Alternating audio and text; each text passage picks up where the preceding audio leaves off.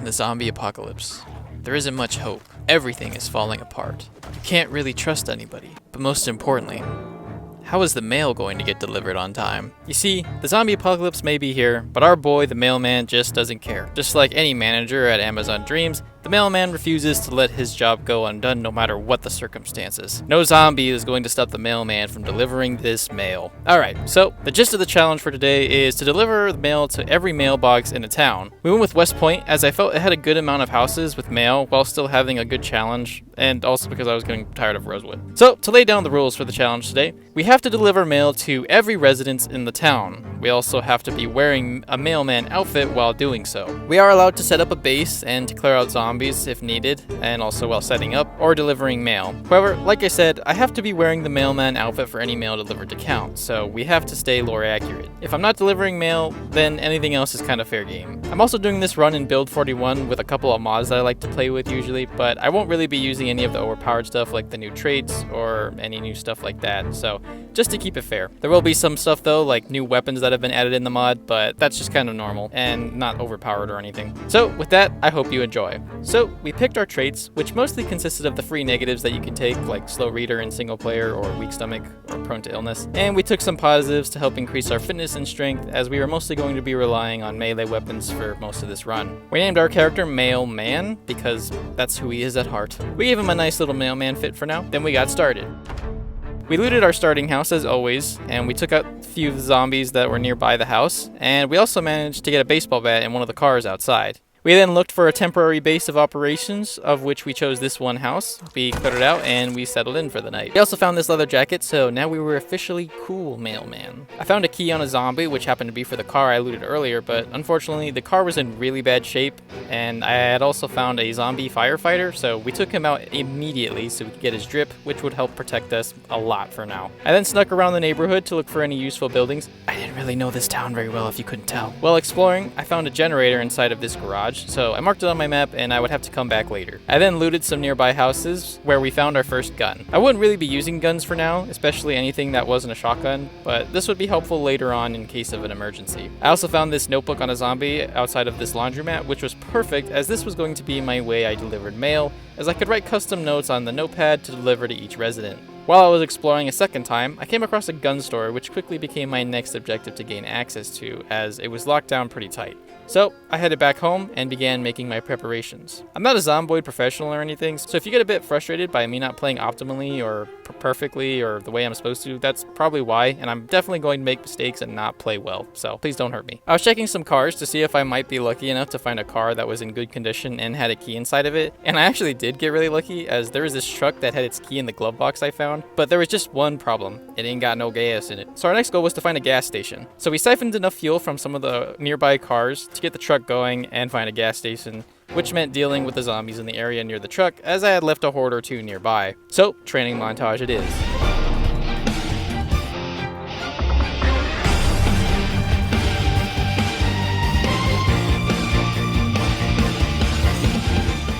When we headed back, we took out the zombies nearby, and we siphoned some of the gas from the cars like we wanted to, and we got the truck a little bit of gas in it so we could start exploring some parts of town that I hadn't been to yet and look for a gas station. It took a bit longer than I thought, so we ended up having to make another stop to siphon some more gas from some cars, which quickly turned ugly as quite a few zombies must have heard my truck pull up. At first it wasn't too bad and only a few came, so I just dealt with them to be quick and to make sure I could still siphon my gas, but I quickly found myself getting overwhelmed, and I made the tactical decision to lead them away and lose them rather than fight, as it just wasn't a fight I could win. Yet. We looped back, siphoned the gas we could, and took off once more. Funny enough, we actually found a gas station right down the road, literally like 10 seconds away from where I was at. We did have to leave a few zombies away, and we had a close call while I was filling gas up, as I thought I had cleared the area, but I guess I missed one. Thanks to our firefighter fit though, we were okay, and we can now start phase 2 of my plan to take the gun store. I grabbed the generator from earlier, put it into the back of my truck. Then we went to scout the gun store to see how many zombies were lurking around it. And well, there was too many for me to fight anytime soon, and I could only lure so many at a time, so the mailman needed a different strategy to take them out. A way they could take out the zombies without drawing too much attention, but still strong enough to take out a massive horde, and without using a large amount of resources. And well, of course, it would be a controlled fire, or at least an attempted controlled fire. We'll get to that later. So we left in defeat to go gather some materials and make a campfire. I found this police zombie who had a shotgun, which was another milestone, as we could now have a reliable gun option in case of emergencies and also for leveling shooting down the line. When I came back with my campfire, I couldn't really find an opportunity to place it or get started as there were just too many zombies and they were moving quick enough that I couldn't stay in one place for too long.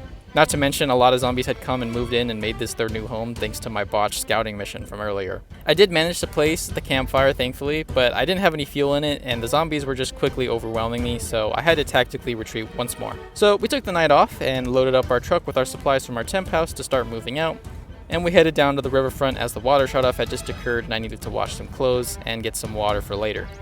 We gathered our materials for starting the fire when we would go back, and we also made an upgrade to our baseball bat by adding some nails to it.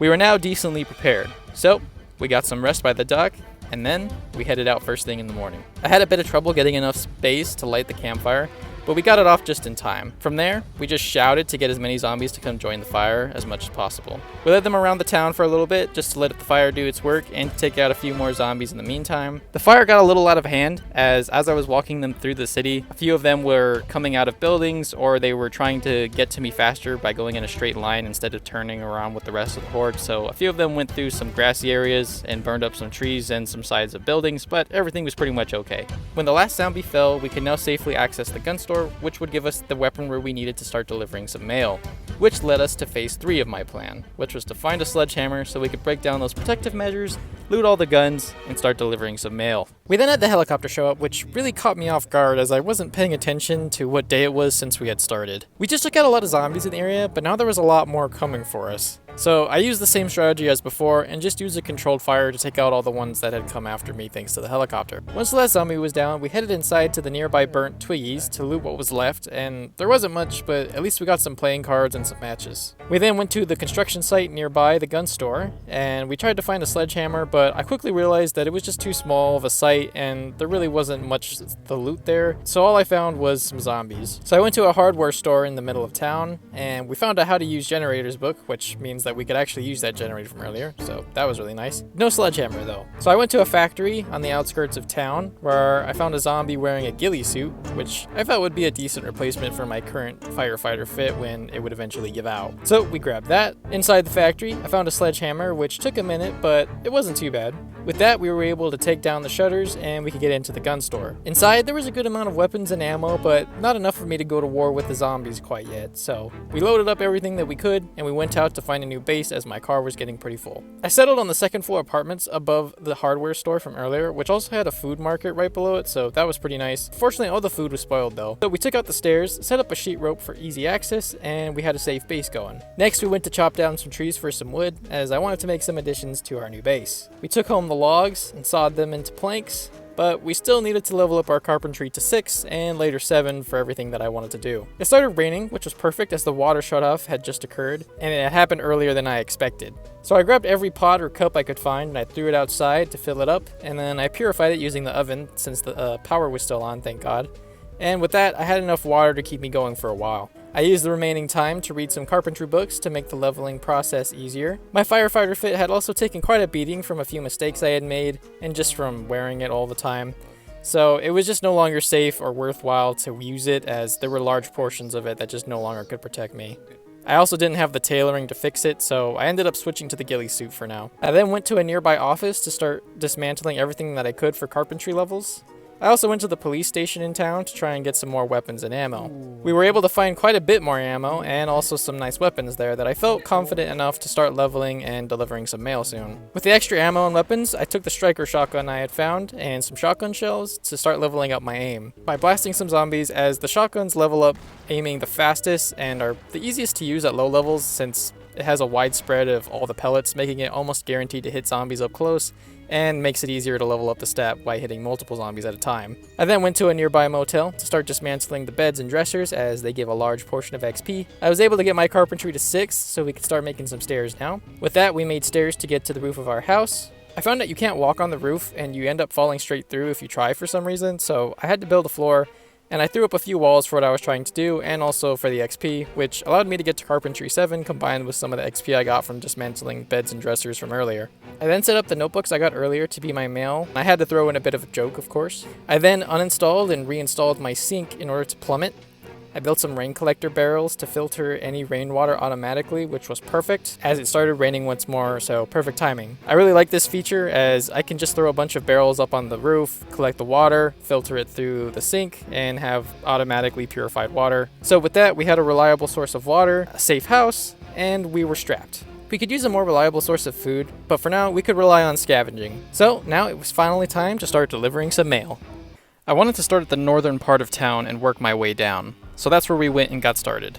A rainstorm had started as well, and it ended up being quite a long one, so the next few days were going to be in the rain. Which, due to the fact that I had to wear a mailman outfit for the deliveries to count, I had to limit my time outdoors most of the time unless I wanted to catch a cold. Our very first house we delivered mail to didn't even have a mailbox, so I just left it on their table inside, which is gonna have to do for now, and I had to do it for a few other houses as well. My process for delivering mail was rather simple. I'd leave mail on the mailbox of a residence or on the lot, then cross it off on my map to track progress on which houses were done and which to move on to next. I would also usually clear the zombies of an area before making the deliveries just to make it safer and easier, although later on, once I realized how long it was going to take if I did that, I would just sort of hit and run the houses by pulling up in my truck, dropping the mail in the mailbox off, and then flooring it in my car in order to escape the zombies chasing me.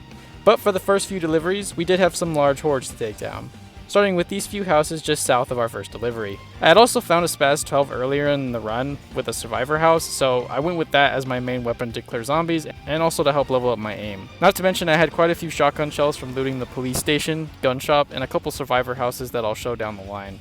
So we got our first couple houses completed. Inside the survivor house nearby in our first deliveries, I managed to find an M4 as well as some suppressors, sights, and I managed to upgrade my arsenal a bit by including these attachments. Using my suppressed weapons would be nice as I could limit my sound a bit better, and with my aiming now being around 5 or 6 depending on how far in the run I was able to reliably hit zombies. I had also been searching every house I delivered mail to, as most of the time there would be some sheets of paper or notebooks that I could find in bookshelves or other things like that, and I could make more mail out of that to keep the deliveries going. I also searched the smaller buildings on the map to make sure they weren't just homes, and they ended up being sheds, so I could usually just skip these. I then delivered some more mail south of my other deliveries to make my way towards the main part of town. I then managed to clear out the first neighborhood in town and deliver all the mail to the mailboxes. I won't go over every house or neighborhood as it would take too long, but I'll show some here just so you can get a general idea of how I was approaching this. I then started working on the southern parts of town as the houses were not as dense and I figured I could just get in and out really quick. And I was quickly proven wrong, as there were large numbers of zombies from the nearby woods that would get lured out when I fired my first gunshots at the zombies in the neighborhood, and it left me battling a giant horde for those houses. We took out all the zombies in the area, but it took up a large amount of time and resources. My strategy was just running in circles like it was Call of Duty Zombies and I was on round 30, and I would just shoot occasionally behind me until there weren't any zombies left. I had used most of my ammo I packed for this run, so I had to head back and gather some ammo I had at my house still. I then went back to clean up the few of the houses I left behind on the southern area of town. It's here I found another survivor house that was locked down pretty tight, so I had to use the zombies nearby as my sledgehammer by having them start banging on barricaded windows in order to break them. Once they did break it, I took them out and I could get inside. And oh boy, this was a godsend. I found some useful guns like an Uzi 9mm, as Arnold would say, a lever-action rifle, and, more importantly, a grenade launcher, which was huge, and a lot of ammo, as well as some canned food, which would help keep me going for a little bit. Then I started making my way north from the houses I had cleared before. Here I had another large horde to fight. This time, thankfully, I had a grenade launcher to help. The grenade launcher made this large horde a joke, as one shot from the grenade launcher would easily take out most of the zombies. Then I just cleaned up the stragglers with my M4 and my sidearm. I was leaning more for a gun build, which is not typical for many reasons, but the mod I had installed expanded upon firearms by adding many more realistic firearms and made firearms a more plausible way to tackle the zombies. Not to mention I wouldn't get tired as fast as swinging my bat, and it could take out zombies way faster, even if it was at the expense of the noise and my resource use. I also had a couple close calls that ended up tearing my ghillie suit in a few key areas. This meant that I had to change my outfit once more to an insurgent outfit. I got this one from a zombie that I took out while I was delivering some mail, so that came in handy. I would occasionally come back to our main base to resupply on some food, water, or ammo, and also to recover from injuries occasionally or to sleep. Most times I would just sleep in one of the houses I cleared or inside my car while I was out for deliveries, as there were just so many houses and zombies I had to clear, it just made more sense to do that. I had delivered mail to a majority of the town at this point, so I'll focus mostly on the last neighborhood or so I had left. I had about 30 houses left, and I wanted to save the area around where we spawned for last, and more specifically, our very first safe house for last. At this point, I had been using the grenade launcher to take out massive amounts of zombies at once since I was trying to conserve a bit of ammo. I didn't have a ton of grenade launcher ammo, but I didn't need much as I could take out a large horde with only 1 or 2 shots at most. So even though I had only found about 30 shells for it this entire playthrough, it was enough for me to still have a few left by the end. Anyways though, we gathered all the zombies in the neighborhood, and once they had all clumped together, we shot our launcher and took out about 80% or so of them. Then we just cleaned up the rest with our other weapons. I also had to ditch my protective gear for the mailman fit here in order to deliver mail, and because I was in a rush trying not to stick around too long for more zombies to come over. I slowly but surely made progress delivering mail to the houses on the south side. I also started using the fence method here to get zombies on the ground, which improved our accuracy when firing at them, and I could more reliably one-tap them, thus saving more ammo. Or in some cases, the fences would just get the zombies in a more concentrated spot since they would lay on the ground for a second and allow the others to get closer, which made our grenade launcher more effective as I could take out more than usual. I then headed to the north side of the neighborhood to work my way down on the last road with no houses that had been delivered yet. I made good progress, but it was starting to get dark, so I was getting ready to head back home, and then a horde showed up at my car, so I had to deal with them really quick. This one was actually kind of scary, as we had a very close call here where a zombie had gotten a hold of me by sneaking up on me while I was shooting at other zombies, and right here I thought the run was completely over. He had managed to scratch me and stun lock me, so I was stuck there for a second or so, and there were 3 zombies right behind me that were just close enough that I felt they would be able to grab me in time, and then they would stun lock me by constantly scratching or biting me.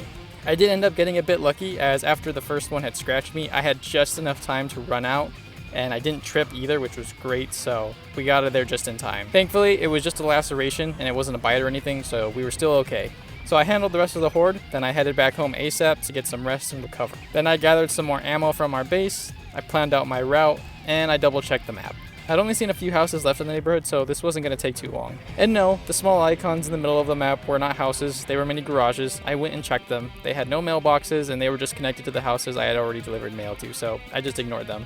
I utilized the fence method on a few zombies near the next houses once again, and I decided to clear out as much as I could before delivering this time. Then I speed ran putting mail in the mailboxes to finish up this small section. There is a couple houses here with no mailboxes, so I left the mail on a picnic table or inside their house.